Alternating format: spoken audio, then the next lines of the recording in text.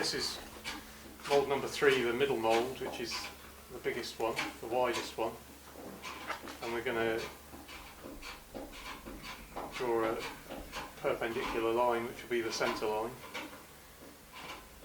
We've glued on a few extra glue sticks to give us the centre line of the boat there, and just to fill in the gaps around the mould, and to give us our shear point and height. We've got a shear line drawn on the top, so they'll all be transferred onto the plywood. The mould will then be turned over, mirrored over the centre line, so that both sides of the boat, when they're built, hopefully will be the same.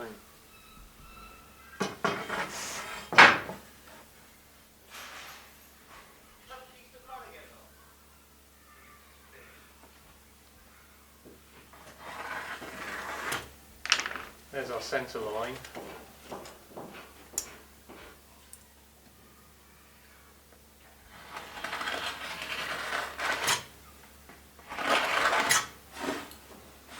Just pays to etch it in as well, because plywood is a bit temperamental.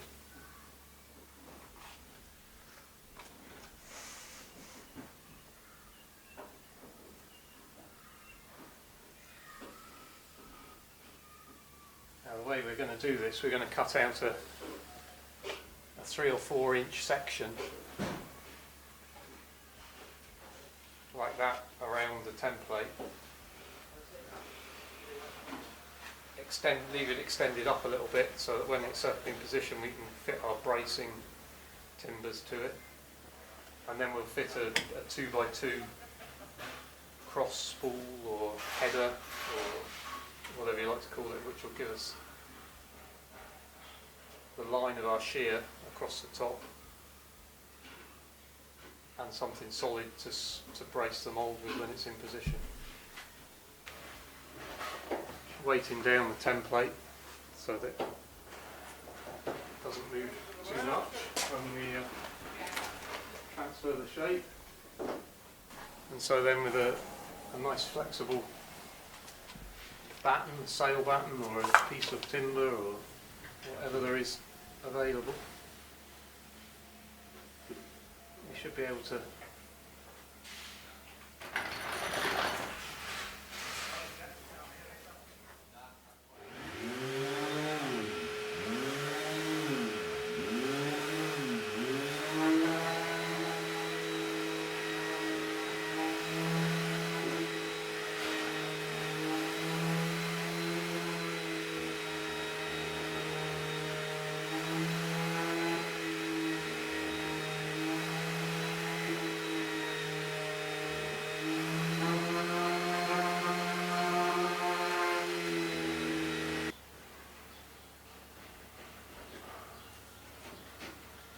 I did mark the hog position on the mould from the drawing, or from the lofting,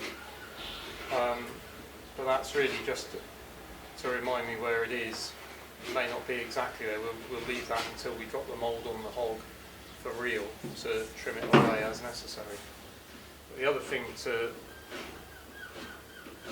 remember here is that we must draw the shear line in so that when we reflect the template over and catch the other side of it, we've got a straight line along the top that we can line up with. Otherwise the two sides won't be necessarily the same.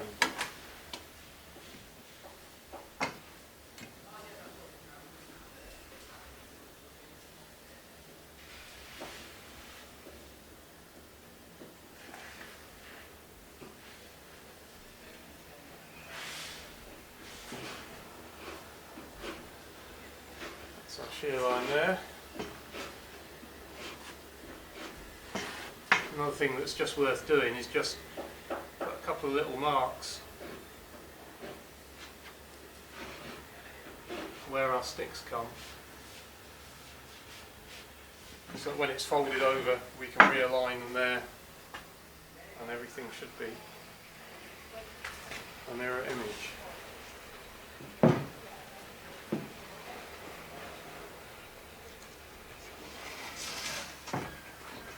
away and draw in our shear line.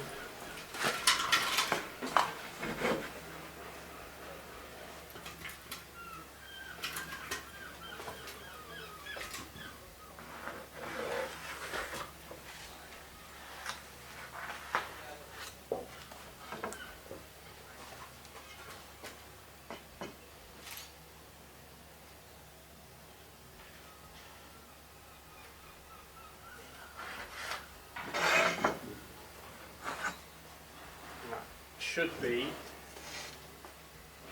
at right angles to our centre line. I hope it is. It's worth just checking.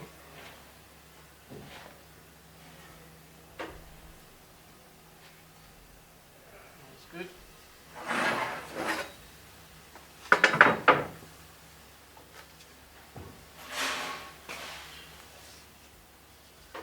So that was the one side of our mould mark, so now we just roll this over.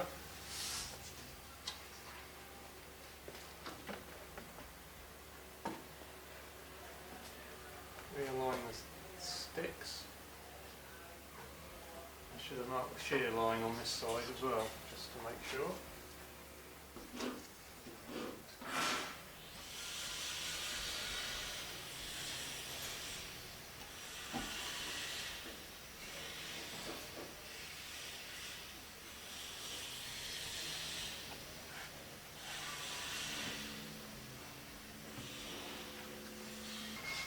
Alright.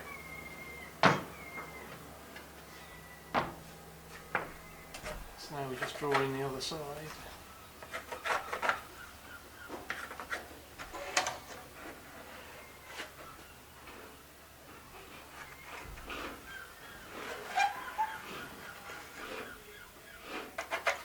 So you started with the largest mould so that you can nest it. Yeah, hopefully. Not that plywood's that expensive, but obviously we're just going to cut this section here out, and that's going to leave ply in there that the smaller moulds at either end of the boat, maybe we can use them, the plywood there, to make those.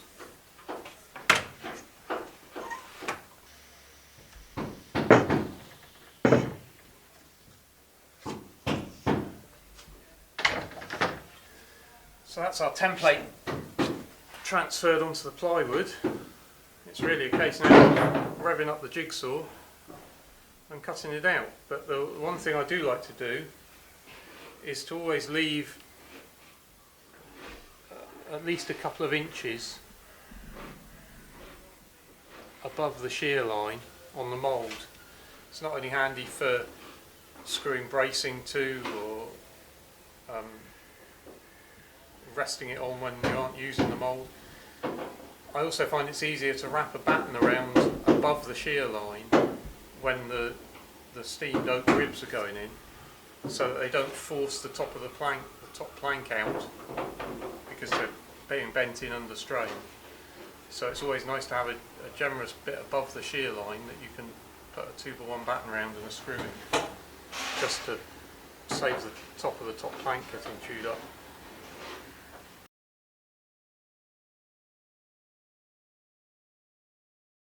So what we're doing now is this is just one method of copying the shapes we've drawn on the lofting board. This is one method of copying that onto a sheet of ply where we can actually cut out the mould for real. Now, although these are the templates we took from the existing boat, and they are what we've used to generate the red curve just adjacent to it. It's not perfect. The red line isn't perfect either.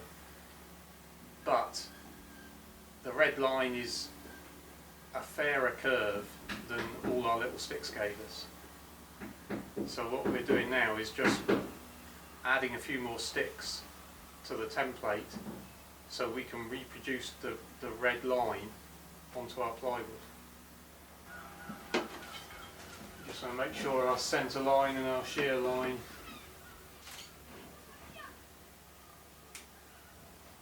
is clearly marked.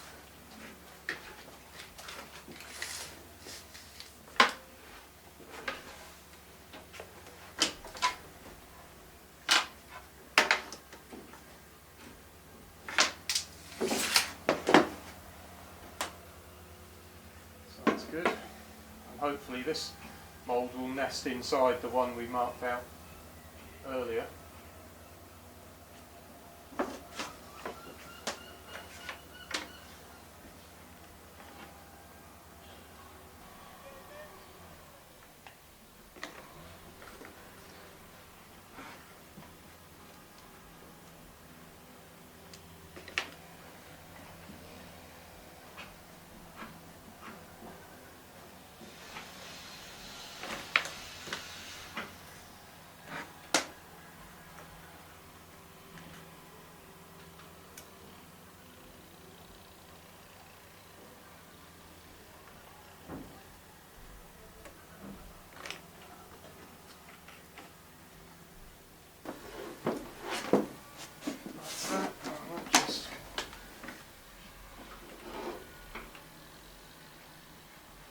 Thin stick on there, which is the shear line, so that when we turn it over it's easy to line up.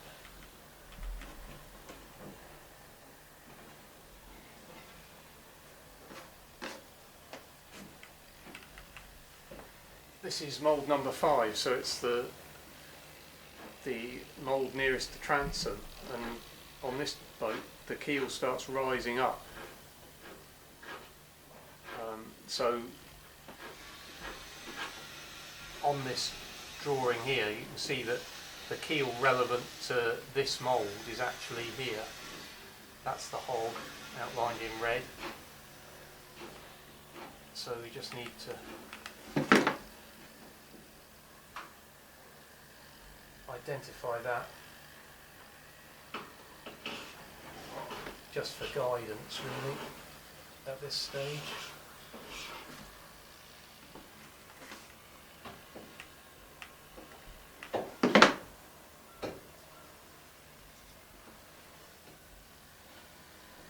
So that last stick is where the plank disappears underneath the hog really.